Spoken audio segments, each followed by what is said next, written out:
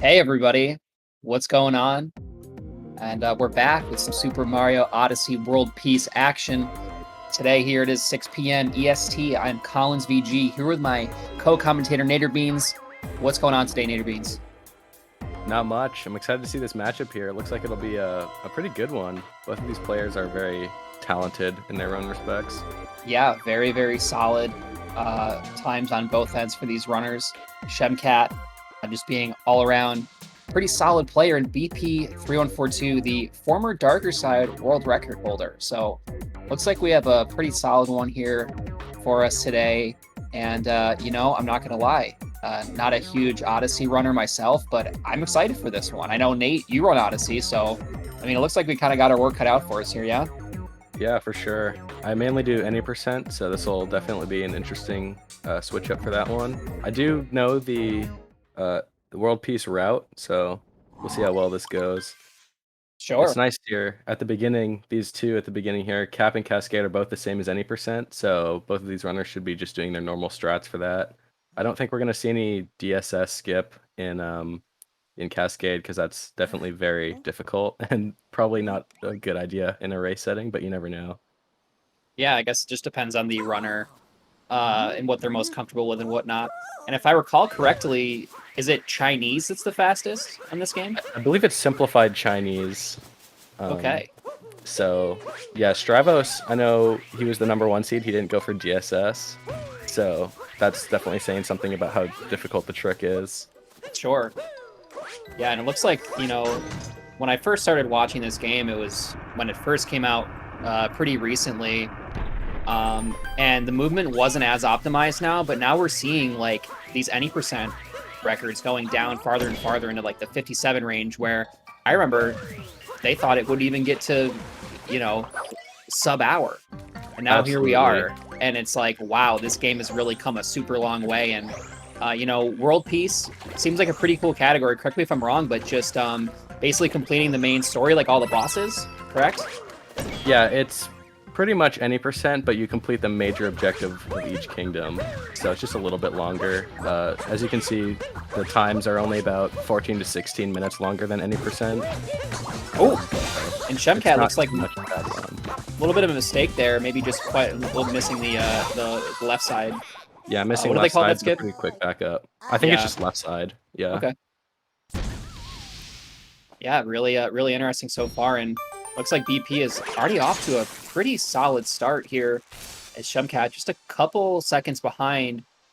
But we have a lot of race left to go. We have about an hour and 15 minutes here of gameplay, so I'm pretty excited. There's the opening little title sequence, and yeah, I don't know. I'm excited to see some movement, because if there's one thing about this game that's incredible, or I guess any Mario game that's incredible, it's the movement.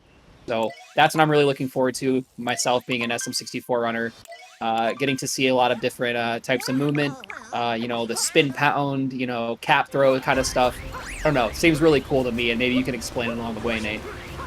Yeah, what's nice about Odyssey is that it's very similar to Nonstop in SM64, for anyone who knows anything about that, just because all the moons are all connected to each other, so the movement really flows, and you have to be really good at connecting all the moons.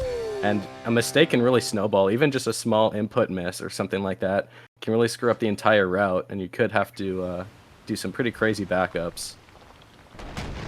Yeah, absolutely. That's one thing I've noticed with Nonstop, at least in SM64.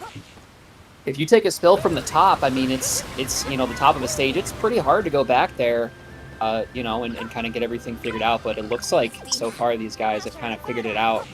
At least a little bit. Like I said, BP just a little bit of a head start here, and looks like we're gonna go for Dino Skip here, right? I do know Dino Skip. Yeah. No, not Skip. It is Dino Skip. Yes. It is Dino Skip. Neither of the runners went for DSS, which is near the Chain Chomp area. It's obviously very difficult. You have to land on a very small piece of geometry on the wall, which replenishes your cappy jump, so you can do a backflip off that and then cap jump on top, but it's very precise. I'm not entirely sure how precise in terms of like frame perfect it is, but it is very hard. Even top level runners with 58s and 57s still struggle with that trick sometimes. Sure. Maybe like the island hop of SMO. It is. Yeah, it's very comparable to that. Interesting. I like it. So yeah, so first boss here, and the thing about the boss is that you would think maybe would help out, but I guess it doesn't. Is that they give 3 moons instead of 1, as traditionally. But I guess any percent kind of has it figured out to where you don't actually need to do all the bosses, which is pretty interesting. That even like this game, you know, doesn't have. I mean, I don't think you can complete the game without the bosses. No, or you can casually. I think you can, right? Yes, you can complete it without some of the bosses. There's some stages like Bowser's at the end that require you to get all the story moons and defeat the boss and do the major objective in order to move on to the Moon Kingdom. But for some, the one that's coming to mind right now is Luncheon. Is like you don't even touch the main story at all. There's like a meat section where you have to put the meat in the giant vat of soup, and that's about as far deep as you get into the storyline. The rest of the moons are just side quest moons that are just very cleverly routed together. Interesting. Okay. Now I have to ask here, which version are they playing on? Are they on 1.0, 1.2? They should be on 1.3. I don't believe that 1.1 or 1.2 are advantageous in world peace. Even in any percent, they're still slower just because of glitches being patched out and whatnot from Nintendo. Interesting. Yeah, that's something with newer speed games you kind of have to concern yourself with. Is like the devs. I mean, if they like speedrunning, maybe it'll be advantageous. But if they don't, I mean, they can totally patch stuff out, and that is just unfortunate. And I know that we've seen that with this game a little bit. But then 1.3 came out and ended up being like 30 seconds faster, something along those lines, or something along those Yeah, lines, a minute. 1.3 patched out pretty much all the major glitches except for 2 that come to mind right now, which is the moon clip, where you can clip through walls with the moon, and another one being which one? Fish clip in Seaside. But yeah, the time save all pretty much just came from loads. I think it's 52 seconds saved just from load times, which is a lot, and it definitely contributes to how optimized this category has gotten. But even just on top of that, like just rerouting and different movement and everything has really brought this game down. Like it has really been advanced over the last few years. I'm very impressed. Sure. Yeah, I always thought this movement was really interesting right at the beginning of this kingdom here. You know, snagging this moon at the top, a little bonk there from Shemcat, and then hitting that looking thing. Maybe it's an eagle. I don't really know, but it seems like it's like cycle based. So if you were to miss that, you would kind of have some issues. So Yeah. pretty cool how it's routed. It can be tough to deal with that bird. I think usually in any percent it's fastest if you're doing the non-sphinx route, which is more optimal. I think you just have to go into the pipe and get the moon in there and then come back and just wait for the bird to catch up, which I believe is about 10 seconds lost. Whereas if you can do a different route like the sphinx route, which obviously loses time, you can actually catch the bird over by the oasis area and not lose any time from that.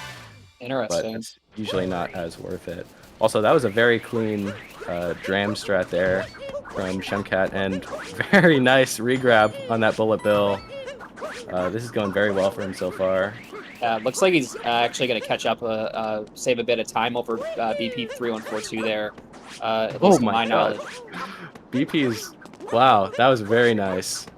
That is a very difficult strat to go up through the top of the pyramid like that. Shemcat's going to be doing a little bit more of an easier strat there, going through the pyramid, losing a little bit of time there, but it's definitely something to keep in mind during the race. It's probably worth it in his case. Sure, absolutely. You know, Shemcat with, you know, about 2 minutes behind here from bp3142, so you know, that might, you know, obviously that's going to play a factor, and especially when you're doing strats that are a little bit safer. But, you know, the thing about a race is it's really dependent on which strats you're comfortable doing more so than anything, not your ability to, like, I mean, your ability is obviously very important, but how consistent are you? And how comfortable are you going for strats that are difficult? You know, as opposed to just doing things like you would in a PB attempt, because that can definitely go horribly awry if you aren't, you know, fairly consistent.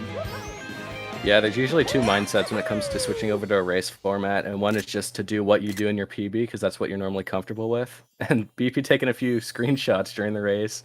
But the other mindset is just to go for, like you said, go for maybe simpler strats, easier ones, more consistent ones, just to make sure that you can get a decent time rather than the fastest time, because you're really just trying to beat your opponent, not to beat your personal best.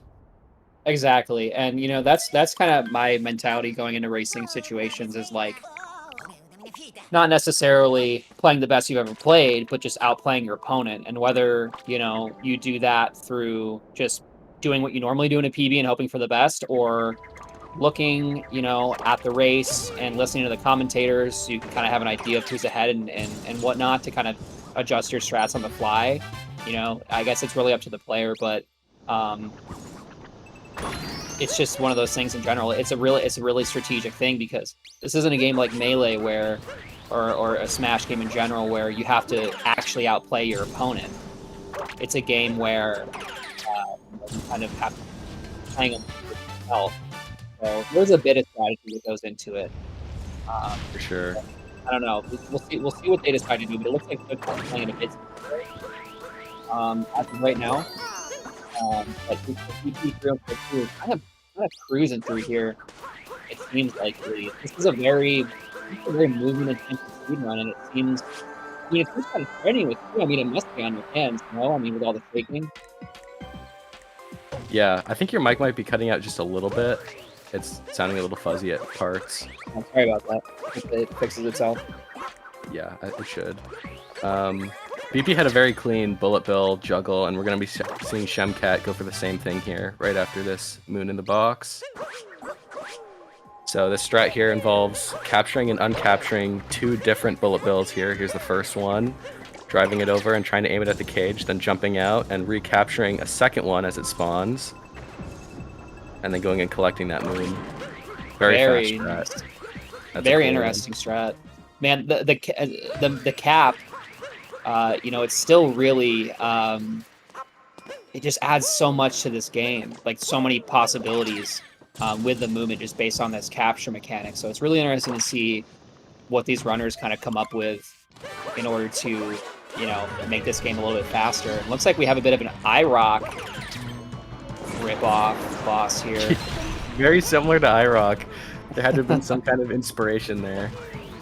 But yeah, I agree. With something like Mario 64, there's not really a whole lot of places where you can combine moves to make new moves. It's really just like the basic dives, punches, long jumps kind of thing. But here in Odyssey, it's very easy to get overwhelmed with the amount of movements with like rainbow jumps and then cap jumps and trying to preserve the cap jumps, and there's ways where you can take damage to get another cap jump. It's crazy. There's a lot of very intense movement stuff in here that can be really hard to keep track of. Yeah, absolutely, and Saren, correct.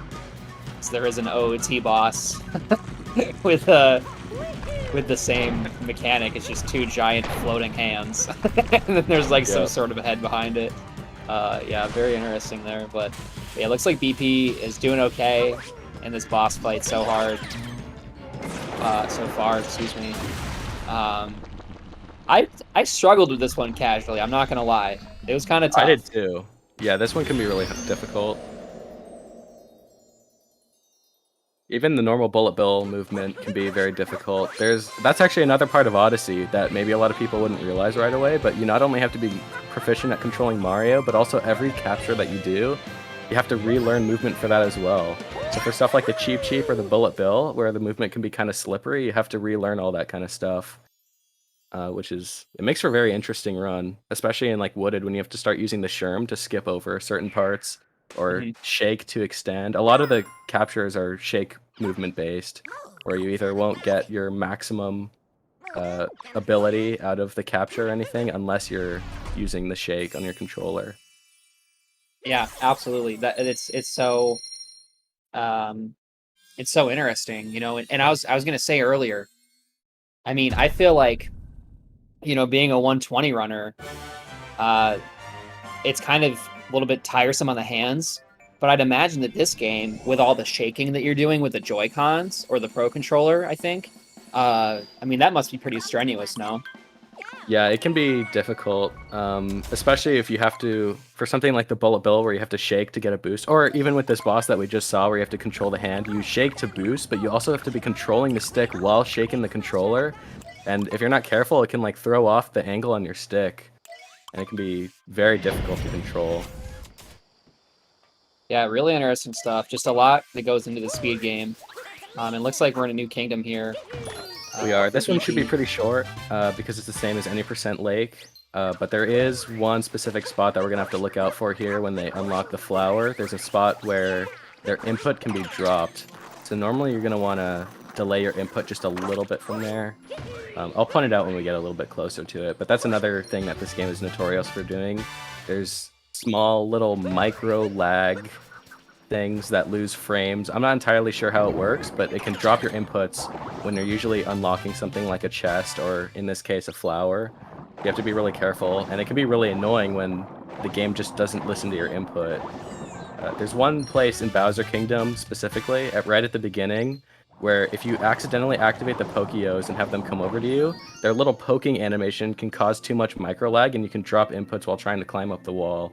And that can be really annoying, because you either have to kill the Pokeos or just kind of tank through the lag.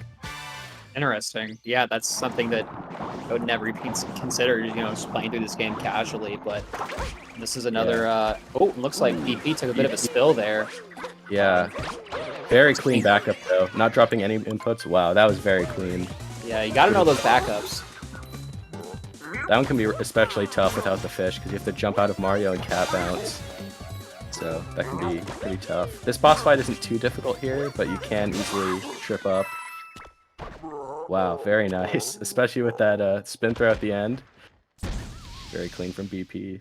And Shemcat is just barely trailing behind. Yeah, BP looking very solid so far, but Shemcat not too far behind. Grabbing that star, or that, excuse me, that moon from Dory. That is Dory, right? It is Dory. There's two Dorys, actually. There's one in Seaside as well, who I believe is purple. So I'm not entirely sure which one's supposed to be the real Dory. Interesting. Yeah, so looks like I said, BP just a bit farther ahead here and going back to the Odyssey to move on to the next kingdom. And you're right, that was pretty quick. And apparently that's Dillip. Dillip. Interesting. Interesting name. Dillip Pickle, perhaps. Anyway, Shemcat going for this boss fight yet again. And I'm not entirely certain. Looks like... Oh, very cool. So you actually ground pound right outside the hitbox. It's very cool. Yeah, this boss, Rango here, his hitbox can be kind of janky. I believe it's the right side is a little bit extended further than the left, or it's like not aligned or something, so you usually want to aim for the right side of his hitbox when jumping on him. I think we're getting called out for calling him Dillip. I think it might be Dilly P. I don't know. I'm not entirely sure the pronunciation on that. We'll go with Dillip. I like Dillip. Ooh, very nice from BP. I wasn't sure if you'd get that one. Yeah, That's looking good, really nice. Rock moon. And hey, at least we're hanging in there. Just you know, me the SM64 commentator. Yeah. I only play this game casually, but very fun movement. Unfortunately, BP taking a block there, but making this look super fast. And you know what's interesting is, at least I haven't seen so far, you don't really kill any enemies in this run, as far as I'm aware, at least yet. Yeah, you don't usually kill too many enemies. And wow, that was a very clean nut clip from BP. Oh, and a bonk. Commentator's curse. But that was very nice. In any percent, normally the nut clip is used to skip over through an out-of-bounds section and get onto the upper area where you can collect a lot faster moons, and usually incorporate Spiritless to skip the boss and get 3 extra faster moons. But here in World Peace, it's still advantageous to do nut clip just to skip over to a faster part of the normal section, but it is a little bit risky. Because it doesn't take that long. Oh wow, and BP almost falling into the deep woods. That would have been quite a large time loss, correct? Yeah, that would have been huge. That's usually a run killer for most people. That's a very dangerous spot. You want to take that very carefully. So what's the path to victory here for Shemcat right now? Still a bit behind BP. Where are some potential time saves for Shemcat? Oh wow, Shemcat did nut clip, but just went straight to the lever. Well, that works, I guess. It's a little bit safer. So Shemcat, I'm assuming we'll just try to play consistently here and go for normal stuff, and just I think they're watching the stream. So hopefully they don't get discouraged knowing that BP's ahead. I mean, it's so early in the run, you can't even tell. Sure. And the triple jump that that BP just did, I always thought was really, really cool. Off the apparently this is pre-recorded. Okay, I didn't know that. Oh, okay. Yeah, but that triple jump off the railing, super, super cool. Just like, I don't know, really, really interesting bits of movement here. Definitely something that I kind of want to look into. Yeah, there's a lot of speed conservation that goes into that because you have to do a spin, roll, cancel, and then get a perfect triple jump, and I believe a little bit of vectoring to increase your momentum in the air. I guess, oh, Shemcat's not going to go for it here. But yeah, that trick is very difficult, and you can just barely make it onto that edge. Yeah, it seems like such a risky strat to go for.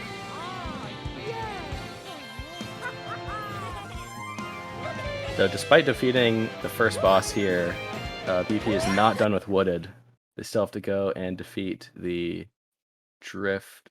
What's his name? Torque Drift. Yeah, the Torque Drift, which is the weird alien flower-looking thing. Okay, so, you know, Shemcat kind of slowly but surely making his way here. And yeah, so this is definitely interesting use of the fire flower there. Something that, I mean, at least I'm not used to seeing in 3D Mario games, but what an interesting angle for Oh, this, wow. for that Yeah, that series was of a jumps very there. strange camera angle there, but it worked out. Did we lose game audio? You know what? I think I did.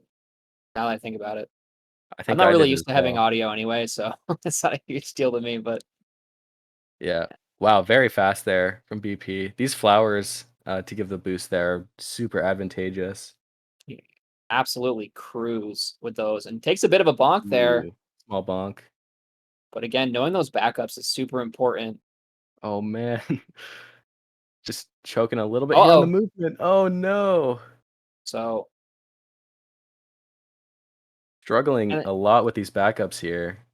and I'm wondering how. Oh, and Oh, again, man. He got up there, too. you Keep know, I'm going, wondering BP. how intuitive is the movement? Um, Yeah, it can you be know, a little tough, especially for learning this game. There's a lot to take in because even just to do like a triple jump and then add in a cap bounce and a cap dive afterwards, which is usually like how to get the furthest and highest in the game, there's a lot of inputs because you have to press Y to throw out Cappy and then press Y and Z to do the dive while holding Y to keep Cappy out so that you can bounce on him again. Like, there's a lot of inputs all at once, especially for something like the mech. There can be maybe like 10 plus inputs in just a small few seconds. So it can be very difficult. there's Shemcat making up quite a bit of time over BP. For sure. Those are some pretty right clean there. shots as well from the cannon. Yeah, didn't really struggle with getting up on that that little platform there. So, you know, really excellent stuff there for Shemcat. Gonna catch up just a little bit here. But BP is still cruising. Going to fight this alien flower looking thing, as you so eloquently stated earlier. But I don't Yeah. think I saw it casually. Yeah, I haven't seen this one casually either. I've only seen this one in speedruns. It's a bit of a rare boss, I think. Even just because that Shemcat just going down there to get to it can be a little bit hidden, especially from the casual route. And you Sure. can easily find enough moons, even casually, to exit the kingdom without even finding this boss at all. Really interesting boss design here. So kind of cool stuff. And just like that, you know, Shemcat making up a bit of time. I know that BP is a couple cycles ahead, it looks like, but still, I mean, this is good news if you're a Shemcat fan. You know, Sure. they are making pretty solid time here, and I think really what it was, you know, kind of obviously not falling, you know, and kind of missing those backups there, but you know, just all around solid, clean movement. You know, can't really complain if you're a Shemcat fan or if you're Shemcat himself. Yeah, if you're or what was I about to say? Yeah, so this strat is usually, or this fight is pretty much just done the casual way, but fast. So there's not a whole lot of skips here. It seems like a lot of boss fights in SMO are just doing the casual strat but fast. There's not a whole lot of ways to skip it or to do extremely fast things to get an extra cycle or anything. You just have to be really, really good at fighting all the bosses casually, especially like the Mecha Wiggler in Night Metro can be very difficult because you just have to have extremely good aim with the tanks that maybe isn't expected in casual gameplay, but you have to bring it out in the speedrun. Sure, yeah, absolutely. I mean, kind of similar in a lot of 3D Mario games, especially in SM64. I mean, Wiggler and you know, iRock and bosses like that. I mean, you're generally just doing them a little bit faster. For sure. You know, no real ability to kind of do anything crazy different. But yeah, so it looks like BP is headed to the next kingdom here, and Shemcat not super far behind. Yeah, Still has a little bit to go, but yeah. Considering the PB discrepancy here of about 2.5 minutes, this is still pretty good pace for Shemcat keeping up. Oh, both of them opening the Odyssey door before getting the globe. Was that just like a swag strat or something? No, I think it just loses time if you just miss the globe.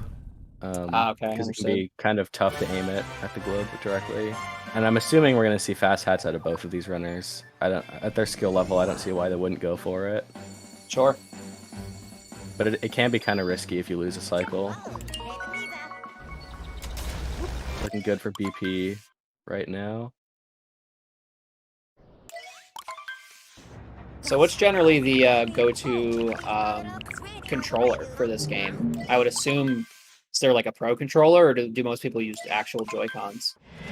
I believe the common consensus is that Pro Controller is the best way to play. There is one major disadvantage to Pro Controller, and that is that you can't perform a down throw unless you do like a ground pound and then throw. But just to do a down throw, just like being neutral or just doing a down throw without any other inputs required is impossible on a Pro Controller. So what some runners do where a down throw is required, which I believe is in Dark Side and Darker Side, are the only real places that you use down throws. Some people will switch their controllers mid-run from Pro Controller to Joy-Con, which can be a little bit difficult to do, especially during these cutscenes where you have to be spamming buttons.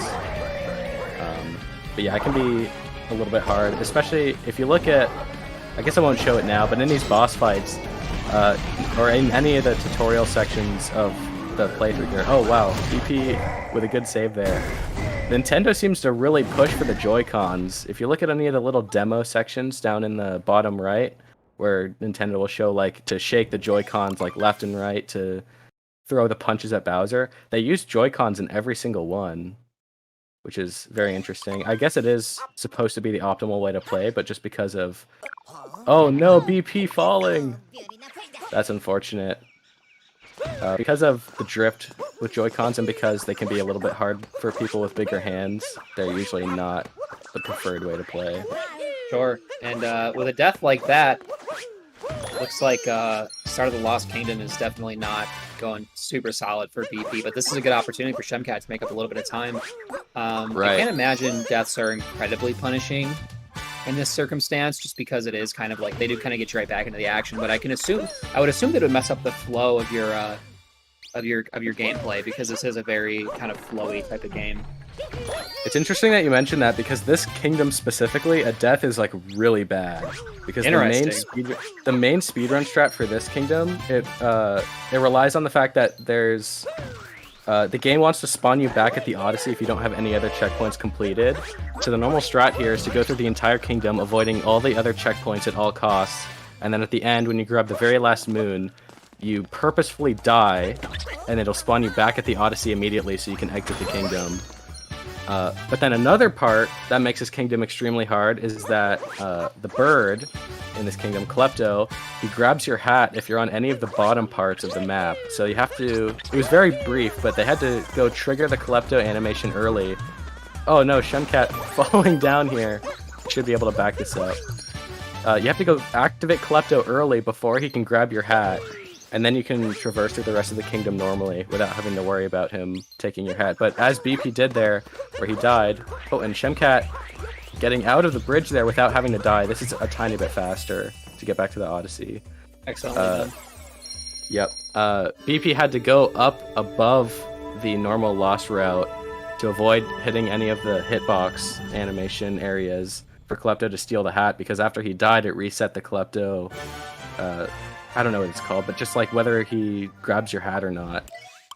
So it can be, there's a lot to take in with Lost. It's definitely a run killer. There's a lot to keep in mind, and there's very little room for mistakes. Sure. So it looks like Shemcat was, according to someone in the chat here, about 38 seconds behind as we were headed into Lost Kingdom. But now going into Metro, it looks like we're probably a little bit shorter than that, maybe like 20 seconds or so, I would say. Yeah, Might have taken a rough 15 to estimate. 20, I think, somewhere around there. Very, very good comeback so far. This is pretty close considering how far we are into the run. And these are two very difficult kingdoms here. Lost and then Night Metro here are definitely very, very hard. So we could see some major mistakes here, but hopefully not. Maybe Shemcat can catch up here, depending on what cycle BP gets on the Mecha Wiggler. Yeah, obviously, you never wanting to see a too large a mistake. We like when these matches are as close as they can be. So apparently we're about 30 seconds behind. So, you know, honestly, for BP, not too horrible of a time loss with that death. Or maybe Shemcat didn't really take advantage of it as much as he could have. But it looks like both players are having a pretty clean start so far. For sure. This is pretty much the same route as the any percent Lost, or not Lost, Night Metro, except for that one extra moon that you get. I believe it's called Swaying in the Breeze, which is very similar to Swinging in the Breeze from Mario 64. You grab that one early just to avoid that section on the way back because of the slight route difference in Day Metro. Because in order to achieve world peace, you have to activate the festival, which involves going through the sewer, and we will see shortly here, as soon as they enter day, whether or not they're going to be going for their sewer clip, which you have to get in, I believe, 5 or less tries in order to save time, but it's very hard. It's a very difficult trick. Is it punishing if you miss it? No, that's what's nice about it. That's why I think it's more lenient for not beginner runners, but more intermediate runners who are trying to just save that time, because it is kind of a big time loss or time save if you can get it. But it's very hard to get. But no, if you miss it, you can just ground pound and try again, just in the exact same spot. So it's not a huge time loss at all. It's maybe 1 or 2 seconds per try, but the trick only saves about 10 to 15 seconds, which is why you only have a few tries to get it in order to break even. Very interesting. Learn something new every day, but yeah, I thought that this fight was really fun from a casual perspective. Really unique, in my opinion, for a Mario game. You don't really see anything like this in any of the other games. For sure. This boss fight is, I will say it is very fun casually, but in a speedrun, it is very difficult because it's almost completely RNG, at least specifically for the second cycle. I think it's all RNG, and so you have to be very good at detecting where the Wiggler is going to be, like predicting his pathway, and then being able to lock in there and shoot consistently to be able to get through all of the sections really fast. Because if you lose a cycle here, it loses a lot of time. I'm not exactly sure how much time, but it's definitely a lot. So you have to be very good at aiming with the tank. So according to Shemcat, they actually golded Night Metro by 3 seconds. So excellently done to Shemcat there. And yeah, this, in my opinion, from a casual perspective, is my favorite kingdom. I thought this one was really cool. I also liked the one that was on the beach. Yeah, don't know which one. I think it's good music as well. Yeah. But I always thought this was really cool because this is something that is just so unique to this game. You don't really see anything like this. I mean, these are like real people, kind of in a Mario game. And that's the one thing I know. Is it called Scooter Clip or something like that? Yeah, Scooter Clip to get through the fence. And neither of the runners here are getting the extra moon on top of the building there right after Scooter Clip, so it looks like neither of them are going to be going for Sewer Clip. Because if you don't do Sewer Clip, you get an extra moon in there, so if they're going for that route, they aren't going to need the extra one ahead of time. So I think we'll be seeing the normal puzzle casual route for both of these runners here. Sure. And I mean, maybe in a race scenario, it's not really worth the time save to them. The time save versus the risk, I mean, it's not really worth going for. So, like I said, in a race scenario, it's all that strategy and what you're comfortable doing. So definitely would rather play it safe than not, and face the consequences of that. But yeah, it looks like they're kind of getting a little bit closer here. I mean, BP definitely still has the lead and is playing pretty well, but I don't think we've seen too many large mistakes out of Shemcat. I think all in all, it's just a little bit, like maybe a difference in movement a little bit, or just a difference in strats. But BP really sending it here with some of these strats that we've seen so far. So who knows what the rest of the run brings us. Shemcat's been playing very well for these last few minutes, especially, I mean, after Golding Night Metro and this very nice day Metro so far. Oh, I had to say something. Small time loss there. It's not too big. And BP going for the huge jump across the buildings to get this last musician and activate the festival. Yeah, this is looking very good so far. Yeah, very well done. To both these runners so far. This is a really exciting race. I mean, for a 2-minute difference in PBs, I mean, more than 2 minutes, almost 2.5 minutes. It's very close, and that's what you like to see in these race scenarios here at GSA. We like to bring you races that are nice and close, keep you guessing, keep you on your toes, and yeah, it looks like we're headed into the sewer here.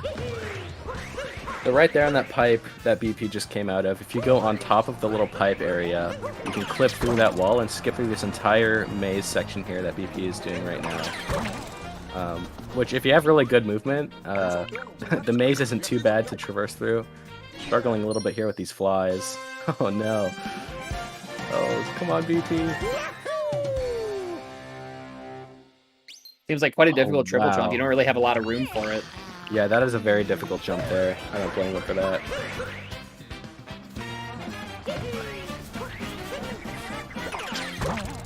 And at this point, how different is this from any percent right now? At least in this kingdom. Pretty different, right? Because you have to activate the show, the jazz show or whatever. Yeah, so conceptually, or at least in terms of the route, it is very different, but in terms of the movement, it doesn't look too different, because in any percent, you obviously don't get the festival moons or any of these moons in here, so you just go out of your way from what the world peace movement is that they just did. Like on top of that giant tower, there's an extra moon that you can get over by the trash bin, and then you'd normally get the swaying moon that they got earlier, but since they don't have to get those ones, they can completely skip over that part.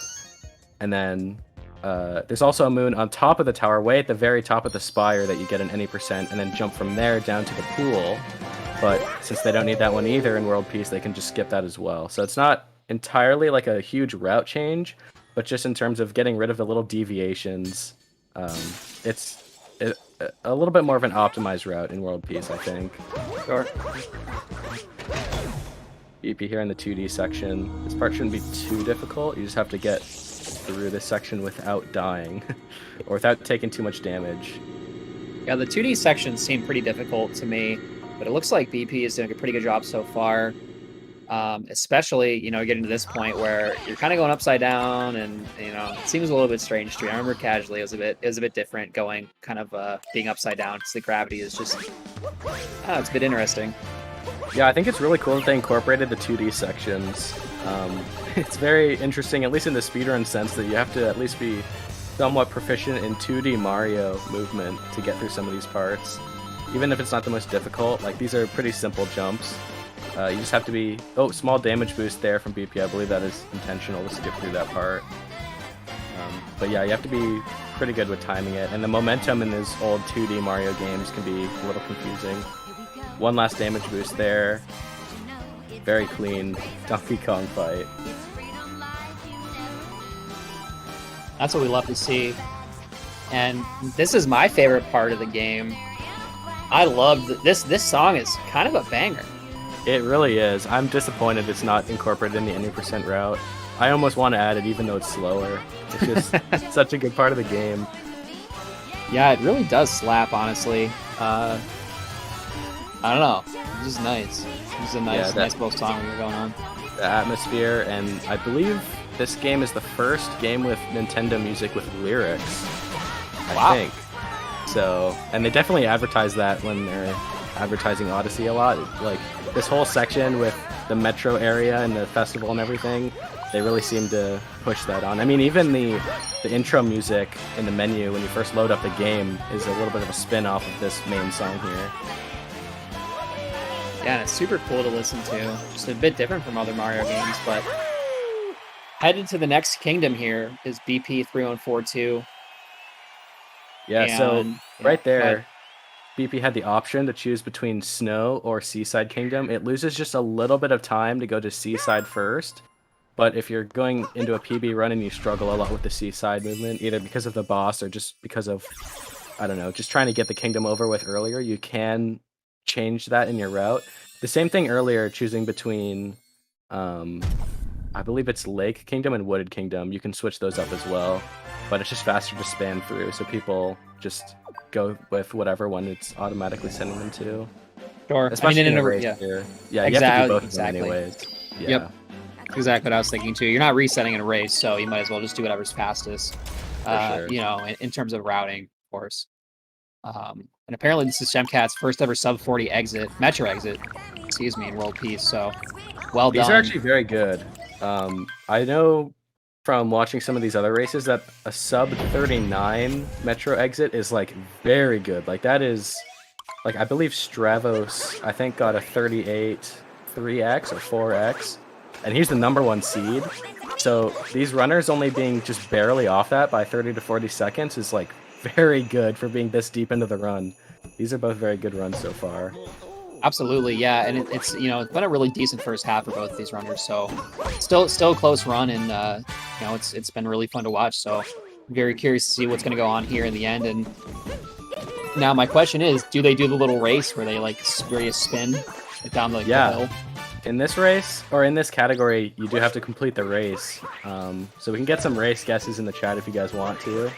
I think somewhere between 55 to 57 seconds would maybe be a reasonable guess for these runners. I think the fastest that people normally get, like at the pro level, is 50 to 51 seconds. Sarah, you're guessing a 12.6. I don't think that that's the right game there, my friend. Not quite.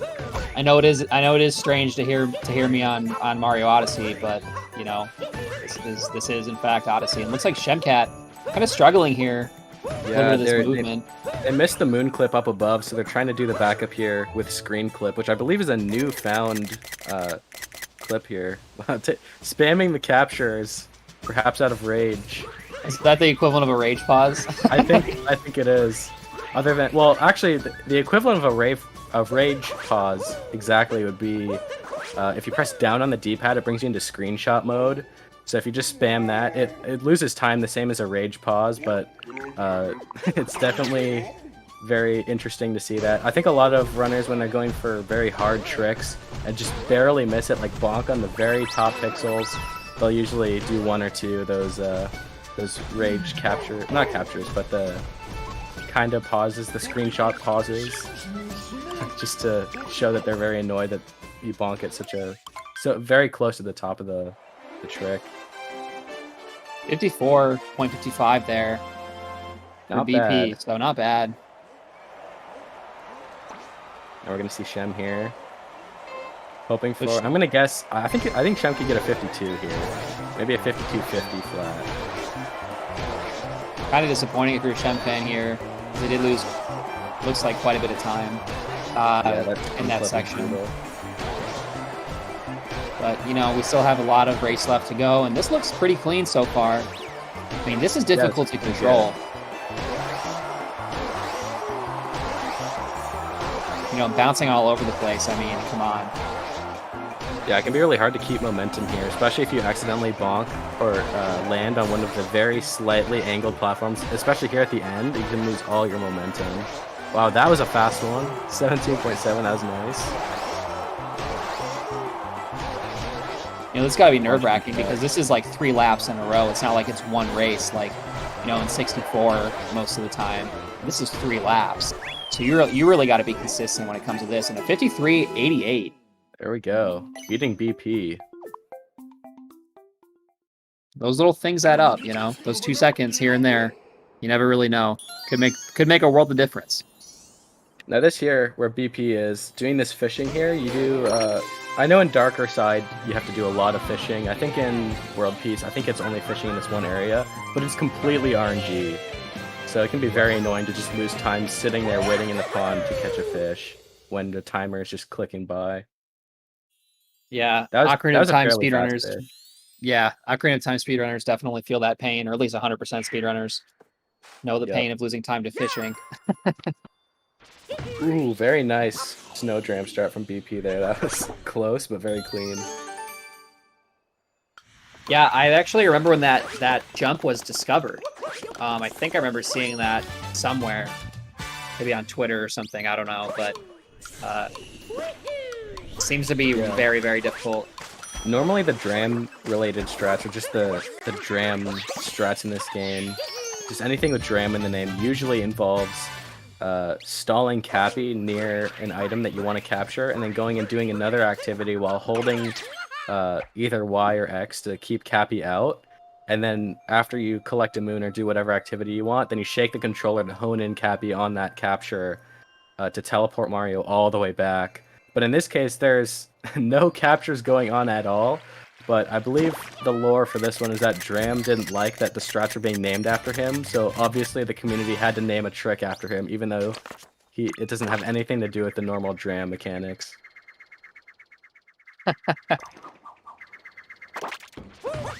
Gotta love speedrunners every once in a while. Yep. Now this can be difficult here where BP is trying to maintain these... Oh no! Shemcat missing Snowdram. What's so the move there? I guess just teleporting back and trying it again, as they're doing here. Ooh, lining up the camera. Nice. Okay. So what BP's doing here with these Gushins is that you have to try to keep them alive either on the railing or near the railing, especially for this one here, because you want to be able to use them to travel between all of the different buttons to activate the final boss here. Shemcat is filling their SSD card in this run here, taking a lot of captures. Yeah, that's gonna look more like a video. You know, For sure. how many frames that is, but Local recording on the Switch itself. that's the strat. Yep. Alright, so BP did lose the Gushin on that last one there, so they're gonna have to grab this Cheep Cheep here to get this moon and then go on to the next button.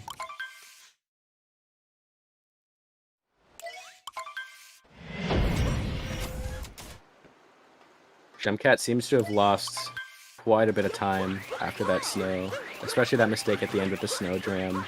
It seems almost pretty much the same lead that BP had before. Unfortunately, Shemcat couldn't keep it going and recover more time.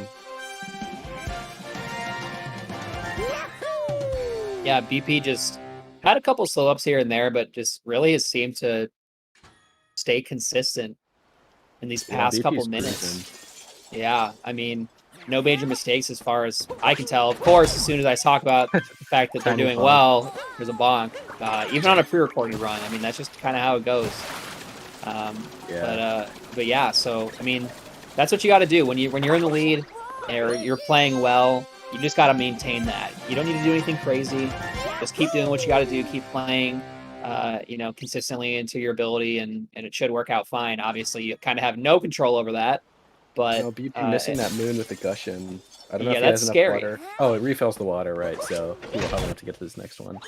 And Shemcat here preserved the Gushin, unlike BP, just to get down here and refill on water. A little bit of slow movement there on the land.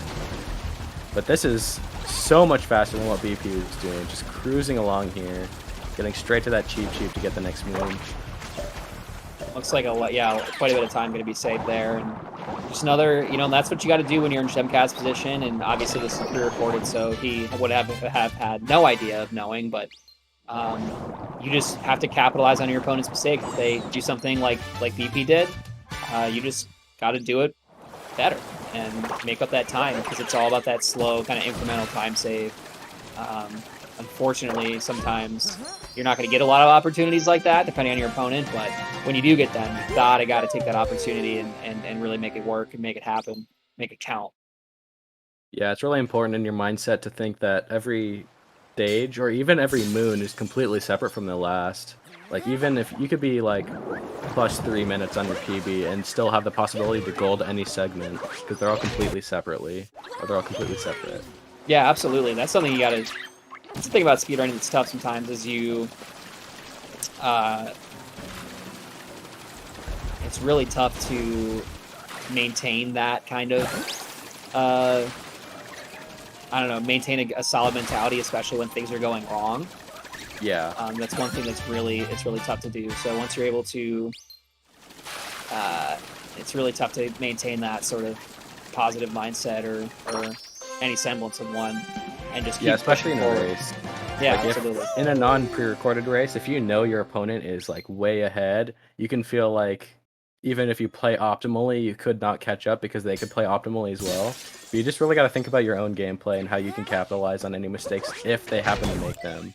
Sure. And I mean, it's just part of being human. You know, when you make those mistakes, they just tend to compound just because your mind really can't settle.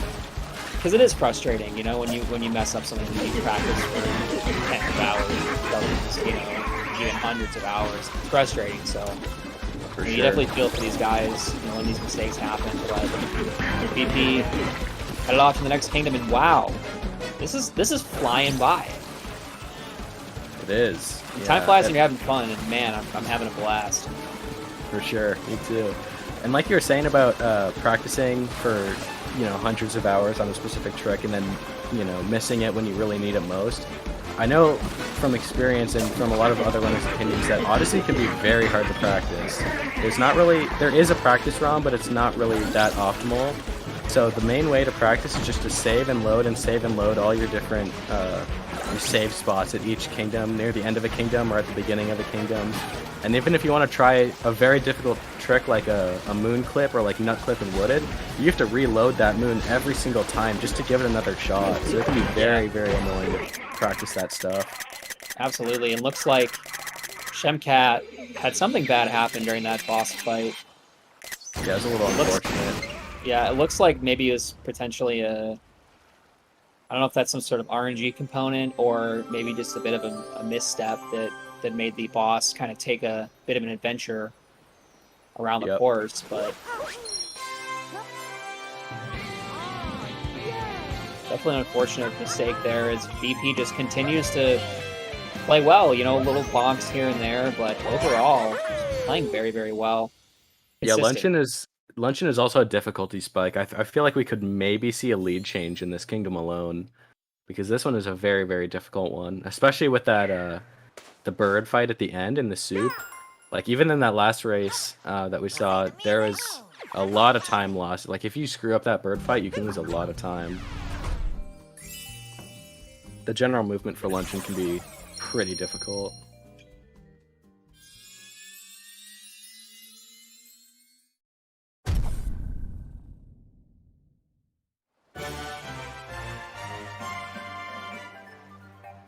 Shemcat now leaving Seaside.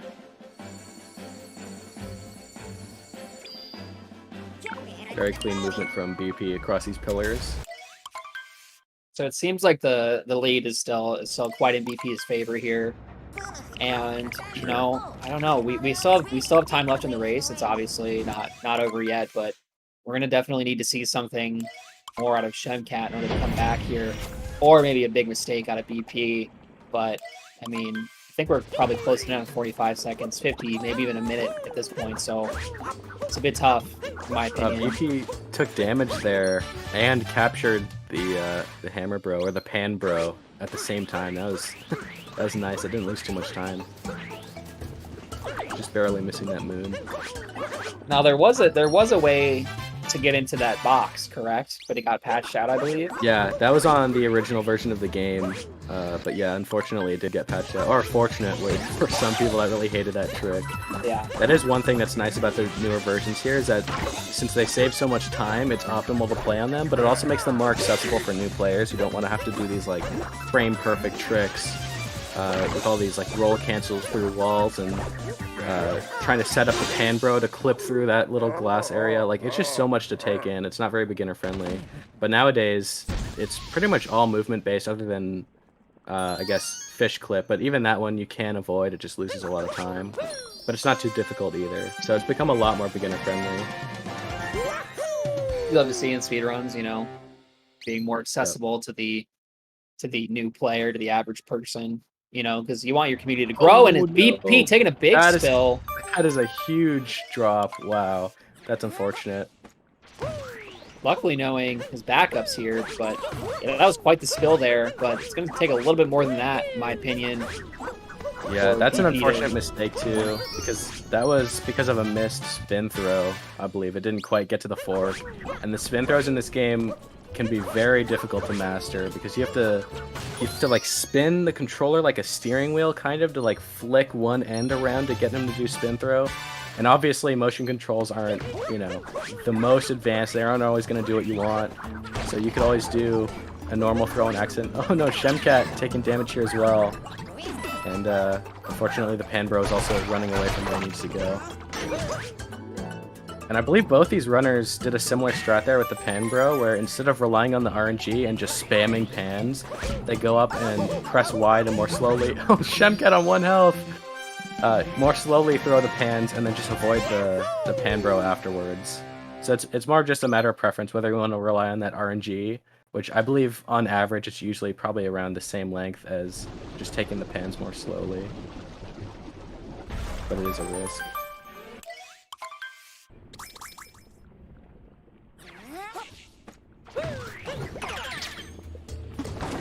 Looks like maybe a bit of a strat variation here, or did maybe I just missed out on BP's thing, excuse me, but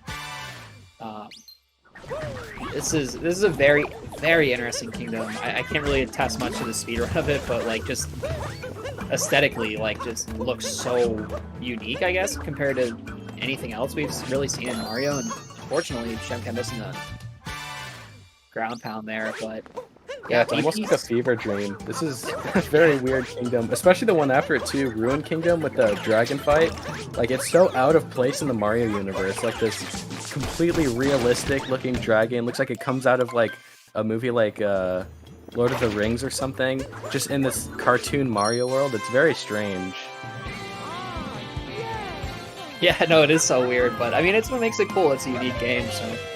It looks like Shemcat is just getting those 3 moons, so I mean, I haven't really paid too much attention in terms of like the timer itself, but it looks like BP has quite a substantial lead as we're kind of going toward the end of this kingdom here as we head into the boss fight. I believe Shemcat's about halfway done the kingdom, and BP is almost done right after this boss fight. And BP actually didn't go for the new movement. There was some new movement there that I guess we missed there, but he didn't go for it. There's a new wall there that looks very steep. It looks like it should just be a normal wall, but you can roll up it, and it looks very weird having Mario roll almost completely vertically. Maybe Shemcat will go for it here. I'm not sure the difficulty of it compared to the normal strat, but I think it is new, so I'm not entirely sure if all runners even know about it yet. Very interesting stuff, and sometimes it takes a little while for the new movement to kind of get implemented, especially in the races. You're never really completely sure, you know, it's hard to time some things out every once in a while, but looks like the boss fight was nicely done there for BP. Yeah, that was very clean, especially for a race. That was a very nice boss fight here. We're gonna hope that Shemcat can hopefully get something similar to that. I don't know if they'll be able to beat that time yet. We'll have to see.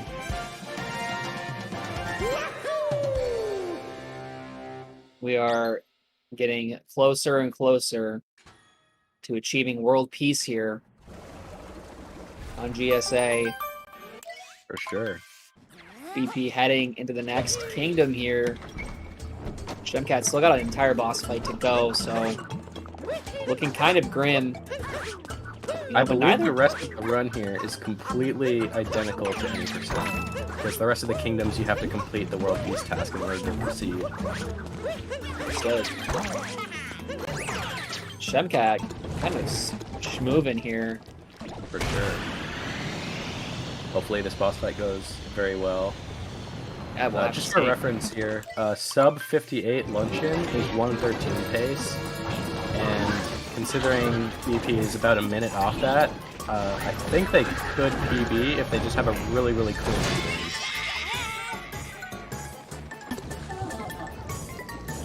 Yeah, I mean, that'd be awesome to see. I mean, we haven't seen BP in the chat, I don't believe, so I don't even know if he's here, but I mean, wouldn't that be something?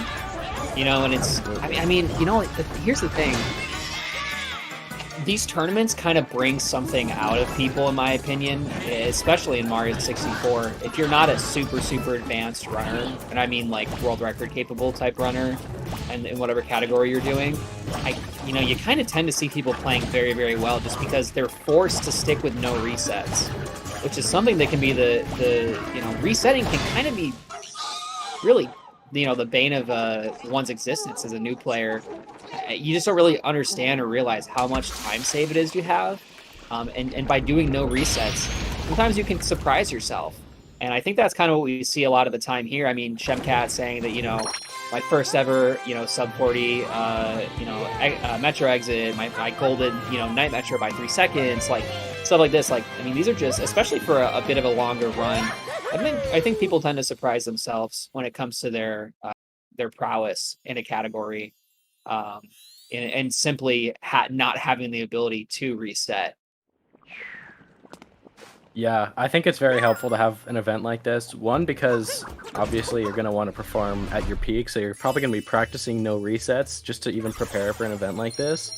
But then even during the race, if you're in BP's position here, and you're kind of on PB pace here as long as you have a very clean ending, it really goes to show that you actually are consistent when it really matters. Like, there's definitely a lot of pressure in a race like this, being single elimination. Like, you only have one chance to make it work per race. And they're really making an account here. And it goes to show that maybe you just do need to continue more runs, or just show what you need to practice on. I mean, if you're getting on like insane paces in races, but it's always the same level that you're screwing up on, you know that you need to practice that. Sure. Yeah, no, that's the thing is, you know, when it comes to races, doesn't matter how fast, you know, how insanely fast you are and all your strats are, you know, however not they're perfect or, you know, near perfect or whatever. All about that consistency. And that's why, at least in SM64, we tend to see a lot of these really consistent runners, you know, a la Punkation, you know, winning these tournaments, just being incredibly consistent. But sometimes you'll see some of the top runners lose because they just go for the same strats they go for in PB attempts and are not as consistent, even for runners, you know, sort of, you know, that are a top tier or, you know, from a kind of higher caliber.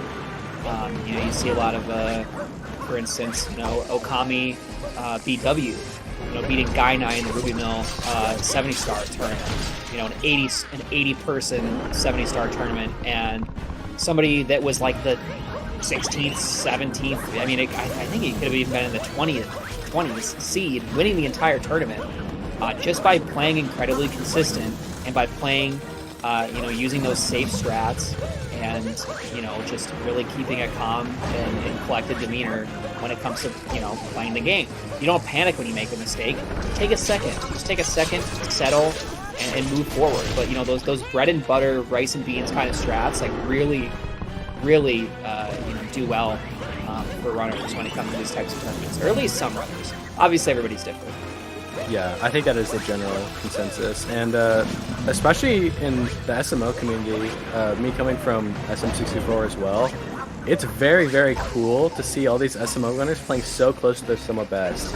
Like, I know when Nicrovita got that first sub hour, I believe his summer best was a low 59, I think 59.12 maybe. And so he played within about 40 to 50 seconds of his summer best across the entire run, which is pretty good. It's No, that's insane. I mean, like that's very nice. for an hour-long speedrun, or in that case, a 59-minute speedrun. I mean, that's something else. But then, world record, you know, contenders are always kind of built different. You know, For do sure. whatever playing within. I mean, what was it like? I don't know.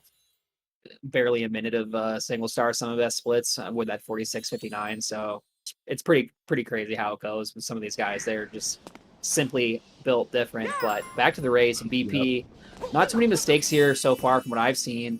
And this is a very interesting kingdom. It seems like very chaotic. There's lots of enemies, lots of kind of projectiles running around here, and it looks Wow, like this BP is kind of handling it pretty well. yeah, this shards movement is extremely clean. All the shards so far, wow, that was very, very good. I'm impressed with that. That was a very good shards moon there. Even just something as small as getting a few vector jumps, just even getting that moon in that small, less than a second time frame there, it really goes to show how optimized BP is getting with all of his runs, taking in those small little time saves. Shemcat now entering here into Bowser. Probably a minute and a half behind, I think. Ooh, That no, about BP tracks. missing the dram. You know, but that about tracks. I mean, we are about 2.5 minutes difference in terms of PB, so you know, it kind of makes sense that BP is kind of in the driver's seat here. But I mean, Shemcat not doing too poorly at all by any means, and BP just making his way towards the top here. If there's one thing I'm familiar with when it comes to Odyssey, it is the nut jump. I think that is so interesting. It is, yeah. The mechanics of it are just crazy. Yeah, it's Also, so interesting.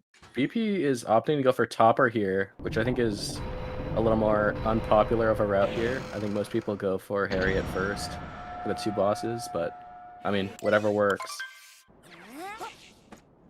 I Yeah, a believe lot of it's just the personal exact same preference time. comes into this as well. Sorry, go ahead. I think it should be the same time for both the bosses. So yeah, it is just personal preference. I wonder if BP is going to be going... No, not quite. Oh no, missing the bomb lineup. Okay. Losing just a little bit of time on this fight here.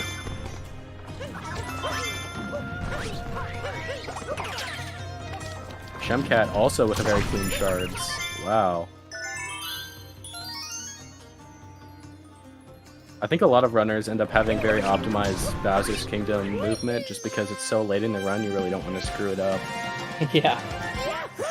The movement is very fun though, especially like mech, like as daunting and as annoying mech can be, especially when you mess it up. It is a fun boss to do fast, especially if you're going for the fastest movement possible with all the spin pounds and trying to get back on top and roll over the mech before it pushes you back. Like there's just so much that goes into a fight like that. It can be very fun to learn. Absolutely. There's not quite a feeling like really optimizing your movement in a speed game like this and just crushing it during a run. I mean, like that's just such a good feeling. Oh no, Shemcat. Oh wow. Going for the risky pylon exit there and almost falling off. Oh man. I mean, hey, when you're behind, or at least in Shemcat's perspective, maybe not doing as well as you know he should be doing, sometimes you just gotta send it. For sure. Shemcat also going for topper here first. Interesting.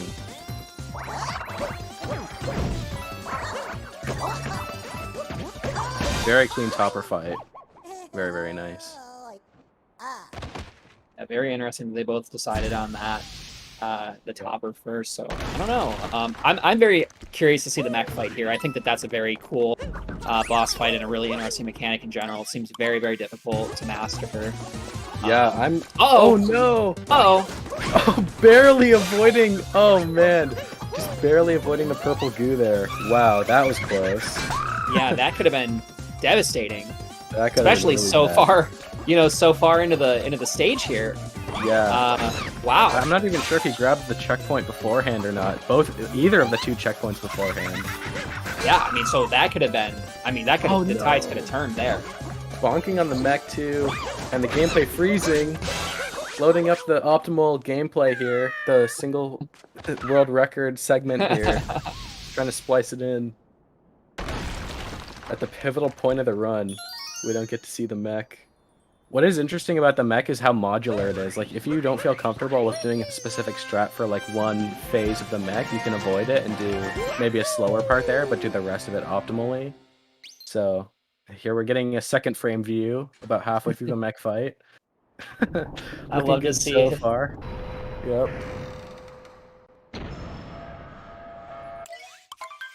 Okay, There's third number view 3. here. Yep, we're on the last one here. Very clean, very nice mech fight here. Oh, very clean, amazing. There we go. Skipped over the entire thing, but That's a new skip right there. Next it is, skip. yeah. Look at that. Excellent. Perfect. I'm pretty sure, based on the timing between that, even though we didn't really get to see the fight, I'm pretty sure BP went for near optimal movement on the mech there with like the spin pounds. I think. Seems very risky as well. Yeah. Well, yeah. Especially, yeah. If you fall on the mech at any point, you have to wait like sometimes 2 cycles just to get back on top. Usually, I think it's 1, but you can get hit with a 2 cycle sometimes, and that loses like 15 to 30 seconds, possibly even more. It can be very hard. As we head into this next game here, Nate, we have somebody in the chat, and I'm sure a couple others wondering, what makes World Peace different from any percent? Would you mind explaining that to the viewers? Right, so any percent, obviously, as the name suggests, is just to get through the game as fast as possible. Oh no, Shemcat falling off as well. So the goal for any percent is just to get through all the kingdoms, fulfilling the minimum requirement for the amount of moons. As you can see in the upper left hand, at least for Shemcat's screen because it's visible, on the HUD there's a list of 5 moons. Those are ones that they've already gotten. Bowser's Kingdom is a little bit unique because it doesn't show how many moons that you need, but in most kingdoms it'll have blank areas and you need to fill in at least that many moons to move on. So in any percent you just obviously get the fastest moons to move on. But in World Peace you have to get all of the story moons. You have to do the major objective in each kingdom. So for something like Wooded Kingdom, you have to end up doing the drift. What's the name of that? I keep forgetting. Torque Drift. The Torque Drift fight, the alien flower thing, which you normally avoid in any percent, but you have to add in here. So it's very similar to any percent, but adding in a lot of extra bosses. Yeah, it just seems like the sort of main storyline. Kind of, Bowser's just confusing, just because it doesn't show you. I believe it should be 8 moons total, so normally people just opt for the 5 fastest. There's a few options for different moons you can get, but you mainly just need 5 moons before the mech fight, and then get the triple moon there, the multi-moon, and then you can move. And it wants you to beat the mech, which is... I'm not sure if it shows you how many moons you need after the mech fight, like if it assumes that you just go to the mech first, and then have to go get more moons after. Wow, that was some interesting momentum on BP's screen, just completely flying off the head of the Sphinx there.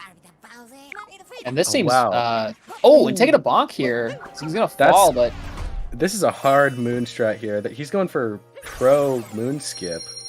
Or moon cave skip, I guess is the more technical name. Wow. Wow. Very nice. Very clean second try there. Very, very nice. Very well done.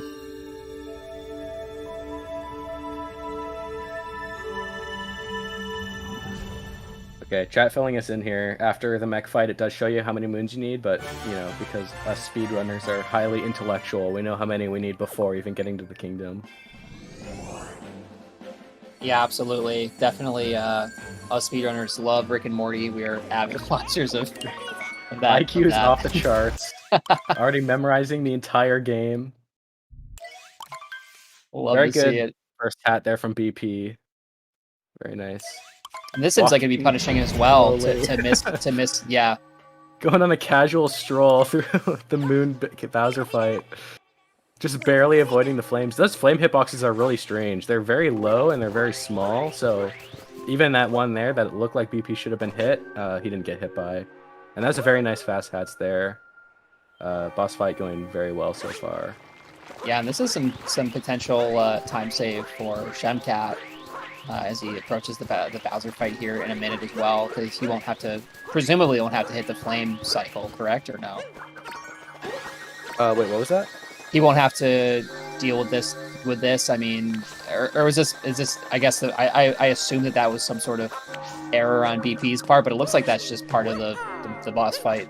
Yeah, you have to go through the flame part every time, and Shemcat's going for the beginner and more consistent moonskip here. Obviously, I respect it. I mean, he just saved, you know, possibly 8 to 9, maybe 10 seconds on BP there, just from not falling all the way down. Sure. And now BP's ending the escape sequence. This is... Oh no, right away. Perhaps a bad omen. Yeah, that could be devastating. Yeah, this... It'll be interesting. Oh, synced cutscene skips just at different parts of the run. So this is a very pivotal point of the run for BP, obviously. It's the final sequence before the pillar room. You really don't want to screw this part up, because any death here before the pillar room will take you all the way back to the beginning of the entire escape sequence, which, depending on where you are, can lose 30 to 40 seconds, maybe a whole minute if you're all the way at the end, but it's very unlikely you will die that far in.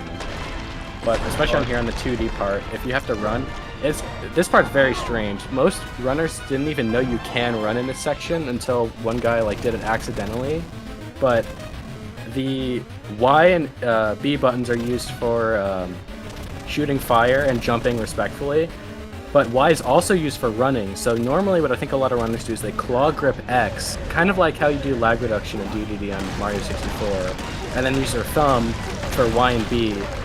While also having the control in the 2D section. It can be a very, very difficult part of the run.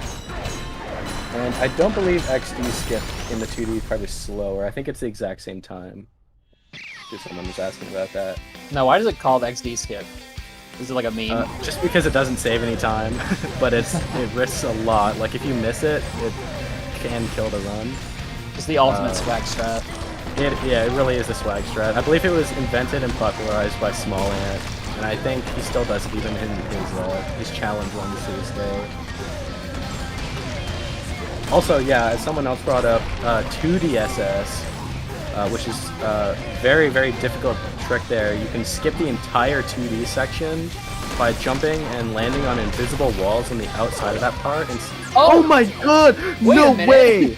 No way! BP. Oh my goodness! Wait, that takes him all the way back! Oh, holy! Oh no! Oh my god! Goodness. What a race! Wow. Okay, Shemcat, I know it's pre-recorded, but if it was live, Shemcat would be freaking out right now. Holy crap, you cannot screw this up. Goodness. Just play it simple. Oh my god, that is such a devastating death. Wow. Wow. That is so bad. Yeah, that is a really unfortunate mistake. That is a rare one. That sucks. And just like that, I mean, this is Shemcat's race. I mean, that's... Oh my god. What an upset, man. Wow. That's incredible. Wow. I can't believe that. And BP looks shook. Wow. Man. This goes to show you how much you need to just keep playing the game. Yeah, you know, and that's what people think is... Yeah. Just wow. Wow. That's really incredible. What a way to kind of end that. Oh my goodness. It's not over yet. There is an invisible wall at the very end of the pillars room. And if it doesn't go away if you get it, Shemcat could get invisible wall. It's still possible. Wow, wouldn't that be something else? I mean, what a turn of events here we have with GSA and the Super Mario Odyssey World Peace Open 2021. Looks like Shemcat's going to take the victory here, though. Shemcat. Wow, incredible. Especially because Shemcat was in chat knowing that this happened. Or actually, I don't know. Maybe they didn't know the result of this. Wow. Maybe they thought they lost up until now. That is crazy. And there you have it, folks. 30 seconds off their PB. Not bad. Yeah, what a run for Shem. I mean, in a race scenario, I mean, come on. That just... It goes to show, you just need to keep playing the game. If you make a mistake, just keep playing and don't get tilted. And I mean, look what happens. Insane finish by Shemcat. Huge upset. Taking out bp3142, who had an excellent race, by the way. Yeah, these are both really good times. Only 30 seconds apart. Yeah, very and nice. Wow, just what a way to end it there. Just when we thought it was all in the bag, it wasn't. Yeah, that's a devastating loss. That is really unfortunate. Man. Yeah, wow. Wow. I am That'll have to staying strong through that though. yeah. I mean, assuming they know that BP's PB is, you know, 2.5 minutes better. If I was in that position, I'd be thinking I'd lost at that point. But wow, that is really incredible. That's crazy. Something else, to say the least. I mean, wow. And typically, no, these are played live typically, but sometimes when the runner schedules don't line up, they pre-record. So yeah, we haven't seen them, obviously. Like Collins and I haven't seen these races yet. I mean, after we popped off at that death, I mean, I don't even know if you could make that up. Yeah, right. Wow. Very, very exciting here at GSA today.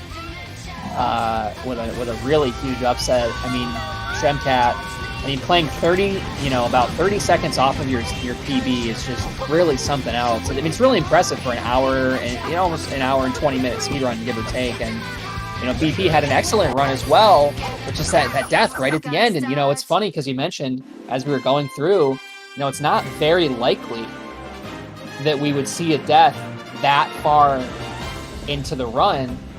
That far into that segment in particular, and we saw it. I mean, it happens. I mean, it was very rare. I believe that was a frame perfect mistake that BP made there. So that really is unfortunate, especially in for anyone used to Mario 64, which is 30 FPS. This is 60, so a frame perfect mistake is even more incredible. Twice as rare. That is crazy. Wow. That is something else. But that about wraps it up for this race. Shemcat versus bp3142. Shemcat with a 1:17.33 and bp3142 with a 1:18.01.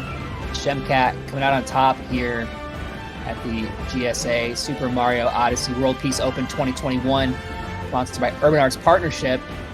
We got some more races, right? I mean, I think we have a couple more. Yeah, I believe so. I think today is the last day of the first round of after the playoffs. It should have been, or today's the end of the first round for the single elim section. So round 2 will be coming up very shortly. I think we have 1 or 2 races after this one. One more to finish off round 1. Excellent. Yeah, well, that's fantastic. So coming up, whenever we get set up after this, it is a pre-record, but that doesn't mean that anybody knows what's going on. Nope. Commentators will not know. I think the only people that know are the runners themselves. So really excellently done. Good race to both runners. And yeah, I think that'll be it for us. Collins VG, joined by Nader Beans here in the booth. And thanks so much for joining me, Nate. It was fun. Yeah, thank you guys for inviting me. I really love this. This is a very fun race, especially at the end there. This is definitely one I wouldn't want to miss. Yeah, absolutely. So again, congrats to Shemcat on the victory there. And we're going to be signing off here at the GSA Super Mario Odyssey World Peace Open 2021, sponsored by Urban Arts Partnership. Thank you guys, and we'll see you in just a bit here. See you guys later.